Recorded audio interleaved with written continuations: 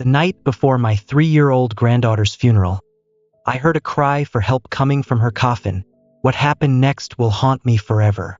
My hands trembled as I typed this title. Even now, a year later, the events of that day still send shivers down my spine. The day I found my granddaughter, Olivia, alive and chained inside her own coffin.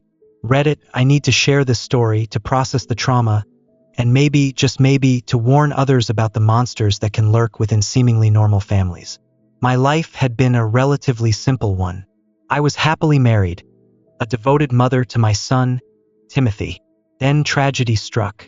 My husband died in a car accident when I was 38, leaving me a widow with a 13-year-old son to raise. I poured all my love and energy into Timothy, determined to give him a good life. He grew into a seemingly well-adjusted young man. He met Sarah, a charming and beautiful woman, and they married when he was 34. I was thrilled. They seemed happy, and I looked forward to welcoming grandchildren into my life.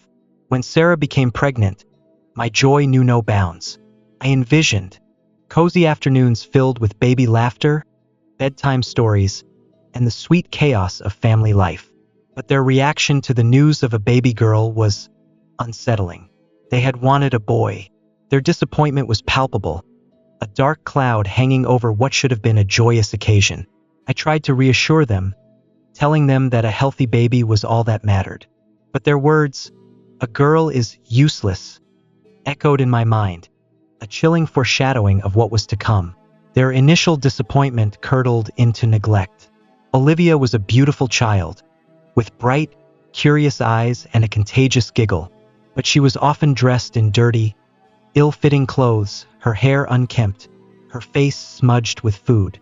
She clung to me whenever I visited, her small body trembling with a hunger that went beyond the physical. I brought bags of groceries, healthy snacks, and toys, trying to compensate for their indifference. They resented my interventions, accusing me of spoiling her, of interfering with their parenting. Then came the constant illnesses. Olivia always seemed to be sick. Coughs, fevers, ear infections. Each ailment kept me at bay. They used her supposed fragility as an excuse to limit my visits. My concern grew into suspicion. Something wasn't right. The news of Olivia's death shattered my world. I was devastated, heartbroken. I went to their house, expecting to find a grieving family. Instead, I found a strange detachment. Timothy was eerily calm, Sarah strangely withdrawn. They discouraged visitors, opting for a small, private funeral. They claimed Olivia's body was too disfigured by the illness to be viewed. Timothy explicitly forbade me from opening the coffin. My suspicions solidified into a chilling certainty. Part 2. The Discovery. The day before the funeral, I found myself alone with Olivia's coffin. The silence in the house was heavy, broken only by the ticking of the grandfather clock in the hallway. I stood before the closed coffin, a wave of grief washing over me. Then I heard it, a faint whimper, muffled but distinct, coming from inside the coffin. My blood ran cold. Ignoring Timothy's warning, my trembling hands reached for the lid. I lifted it slowly, my heart pounding in my chest. The sight that greeted me will forever be etched into my memory. My tiny granddaughter, bound with chains, gagged, her eyes wide with terror. Alive. I worked quickly, freeing her from her bonds, holding her close, her small body trembling against mine. I hid her in a closet, my mind racing, trying to comprehend the depravity of my own son and his wife. They returned, oblivious to my discovery, their faces glowing with excitement. Sarah had gone into labor. Their precious son was finally on his way. They spoke of Olivia's cremation as if it were a minor inconvenience, a task to be ticked off their to-do list. My heart hardened. I would have my revenge. Part 3. The Confrontation. With Olivia safely hidden, I played along, feigning surprise when she emerged from the closet, running to greet her newborn brother. Their faces contorted in shock, then fear. They stammered, attempting to deny, to explain away the impossible. But I was ready. I produced their notebook, the one I'd found while they were at the hospital. It detailed their sickening plan to fake Olivia's death, collect the insurance money, and focus on their new son. I then presented Olivia's medical report, documenting the years of neglect and abuse. Confronted with irrefutable evidence, their carefully constructed facade crumbled. They confessed, their voices flat, devoid of remorse. They admitted they had hoped Olivia would die, that they saw her as an obstacle to their perfect family. They even offered her to me, as if she were a broken toy they no longer wanted. My fury threatened to consume me, but I maintained a chilling calm. I revealed my final act. I had already contacted the police and child protective services. Part 4: The aftermath and update. 1 year later, their world imploded. They pleaded, they begged, but it was too late. They were arrested, their newborn son taken into protective custody. Their story became a local scandal, their faces plastered across newspapers and news websites. Olivia and her brother now live with me. It's a challenging but rewarding journey. Olivia is in therapy, slowly healing from the trauma she endured. She still has nightmares, but her laughter is returning, her eyes regaining their sparkle. Her brother, thankfully too young to remember the horrors of his early life, is thriving. The legal battles continue. Timothy and Sarah are fighting for custody, claiming they've changed, that they deserve a second chance. I will fight them every step of the way. I will protect these children, give them the love and stability they deserve. I am no longer just a mother. I am a shield against the darkness, a guardian of their innocence. This is my new purpose, my reason for being, and I will not fail. This story is far from over. I will continue to update as things progress. Thank you for listening, Reddit. Your support means more than you know. Part 5 update.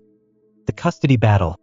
The past few months have been a whirlwind of court dates, lawyer meetings, and therapy sessions. The custody battle for Olivia and her brother has been brutal. Timothy and Sarah, surprisingly, have managed to present a convincing facade of remorse. They claim they were under immense pressure, financially strained, and suffering from postpartum depression after Olivia's birth. They've even enrolled in parenting classes and anger management therapy. Their lawyer paints a picture of a loving family torn apart by a tragic misunderstanding. He argues that I overreacted, that I misinterpreted their actions, that I've poisoned Olivia against them. He portrays me as a meddling grandmother, desperate to keep her grandchildren for herself. It's sickening. I sit in the courtroom, listening to their lies, my blood boiling. I want to scream to expose their true nature to the world. But I have to remain calm, composed, for the sake of the children. My lawyer is brilliant. She systematically dismantles their arguments, presenting evidence of their long-standing neglect and the premeditated nature of their horrific plan.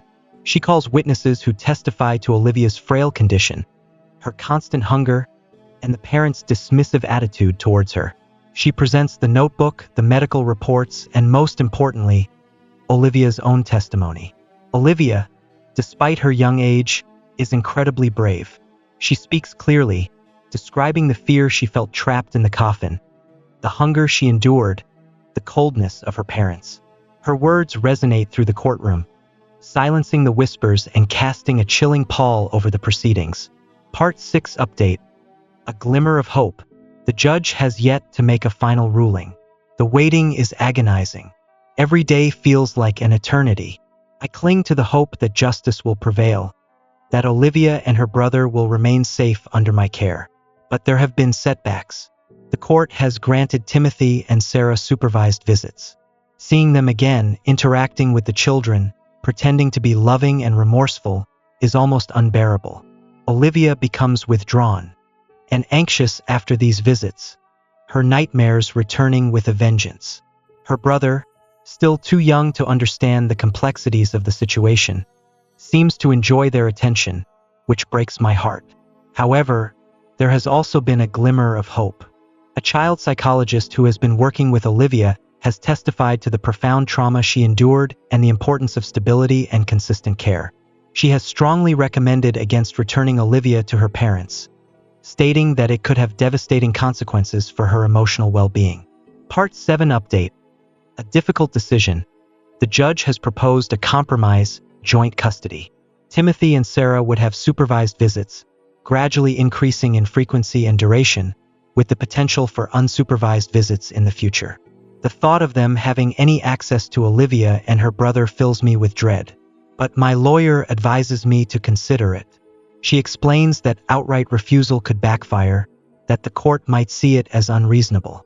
She argues that accepting the compromise, while painful, would give us more control over the situation, allowing us to monitor their interactions with the children and ensure their safety. I'm torn.